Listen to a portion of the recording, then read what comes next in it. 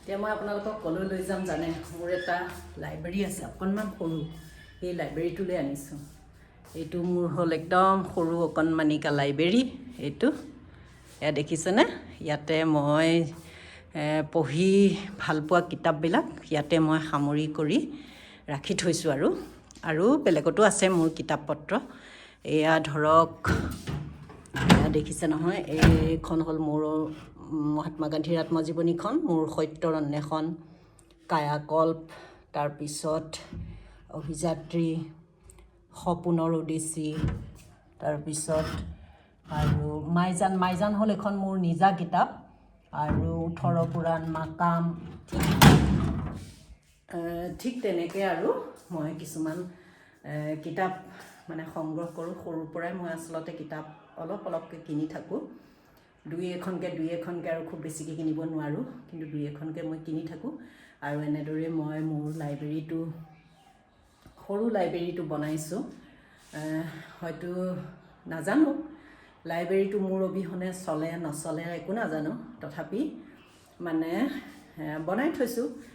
কেতিয়াবা যদি কোনোবা মোৰ পিছৰ জেনেৰেশ্যনে যদি পঢ়া মানুহ থাকে পঢ়িব, যদি নপঢ়ে মোৰ অবিহনে কি হয় হ'ব। আৰু সেইটো ইমান চিন্তা কৰা নাই যদিও মাজে মাজে কৰোঁ, কি হ'ব মই নাথাকিলে, মোৰ লাইব্ৰেৰীটো কি হ'ব, মই সেইটোৱে ভাবোঁ। বেলেগ মাটি সম্পত্তি ঘৰ দুৱাৰ কি হ'ব মই নাভাবোঁ।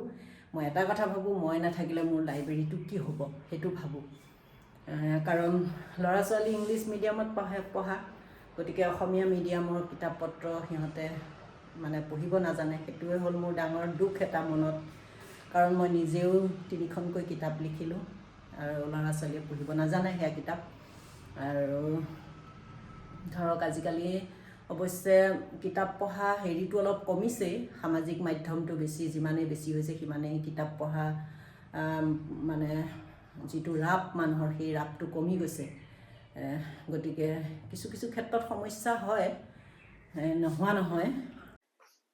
মানে মই ভালপোৱা কিছুমান কিতাপ এই লাইব্ৰেৰীটোত মই থৈ দিছোঁ। সময় যেতিয়াই পাওঁ মই তেতিয়াই উলিয়াই পঢ়োঁ। আৰু মোৰ কিতাপ এইখন হ'ল মোৰ উপন্যাস জোনাকৰ মাজেৰে বৈ যোৱা গংগা, যিখন মই 3rd জেণ্ডাৰৰ ওপৰত লিখিছিলোঁ। সেই উপন্যাসখন এখন, দীপালী বৰা মেধি। এই উপন্যাসখনত আপোনালোকে 3rd জেণ্ডাৰৰ গোটেই ডিটেইলছ, মানে উপন্যাস আকাৰে লিখিছোঁ, কিন্তু ইয়াত মানে সকলো ধৰণৰ ইনফৰমেশ্যন এই উপন্যাসখনত মানে পাব আপোনালোকে। যদি পঢ়ে এই উপন্যাসখন তেতিয়া আপোনালোকে পাব। আৰু মোৰ 2খন কিতাপ আছে, এখন হ'ল উপন্যাস আৰু আনখন হ'ল মানে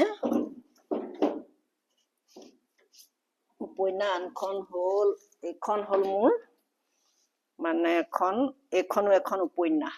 এই উপন্যাসখন মই ধৰক মোৰ জন্ম ঠাই বাৰপুজীয়া দৰঙীয়াল গাঁও, সেই জন্মৰ ঠাইত এটা সত্য কাহিনীৰ আধাৰত লিখা এখন উপন্যাস এইখন। তাৰপিছত আপোনালোকক কেতিয়াবা লাহে লাহে উপন্যাস কেইখনৰ কথা ক'ম। আৰু আজি মই গোটেই ডিটেইলছ নকওঁ, অকণমান। তাৰপিছত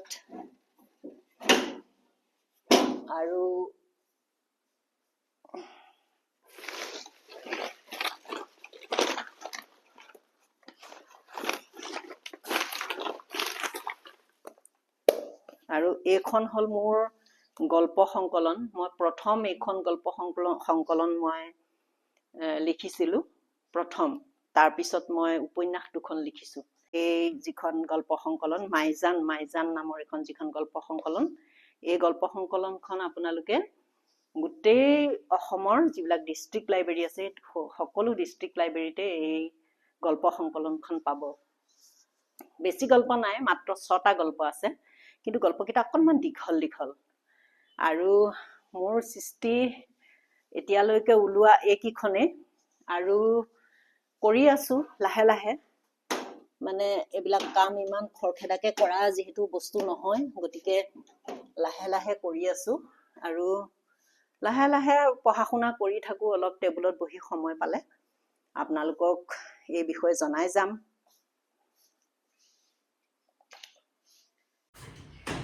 এইখন হ'ল মোৰ মানে এইখনো এখন উপন্যাস।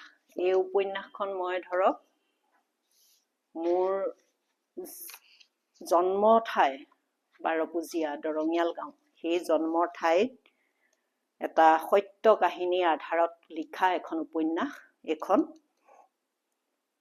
তাৰপিছত আপোনালোকক কেতিয়াবা লাহে লাহে উপন্যাস কেইখনৰ কথা ক'ম আৰু আজি মই গোটেই ডিটেইলছ নকওঁ, অকণমান।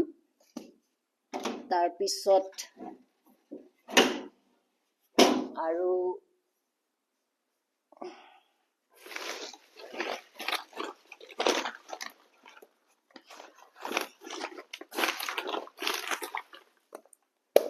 আৰু এইখন হ'ল মোৰ গল্প সংকলন। মই প্ৰথম এইখন গল্প সংকলন মই লিখিছিলোঁ প্ৰথম। তাৰপিছত মই উপন্যাস দুখন লিখিছোঁ। এখন গল্প সংকলন মাইজান নামৰ এখন যিখন গল্প সংকলন, এই গল্প সংকলনখন আপোনালোকে গোটেই অসমৰ যিবিলাক ডিষ্ট্ৰিক্ট লাইব্ৰেৰী আছে সকলো ডিষ্ট্ৰিক্ট লাইব্ৰেৰীতে এই গল্প সংকলনখন পাব। বেছি গল্প নাই, মাত্ৰ 6টা গল্প আছে, কিন্তু গল্পকেইটা অকণমান দীঘল দীঘল। আৰু মোৰ সৃষ্টি এতিয়ালৈকে ওলোৱা এইকেইখনেই, আৰু কৰি আছোঁ লাহে লাহে। মানে এইবিলাক কাম ইমান খৰখেদাকৈ কৰা যিহেতু বস্তু নহয়, গতিকে লাহে লাহে কৰি আছোঁ। আৰু লাহে লাহে পঢ়া শুনা কৰি থাকোঁ, অলপ টেবুলত বহি সময় পালে আপোনালোকক এই বিষয়ে জনাই যাম।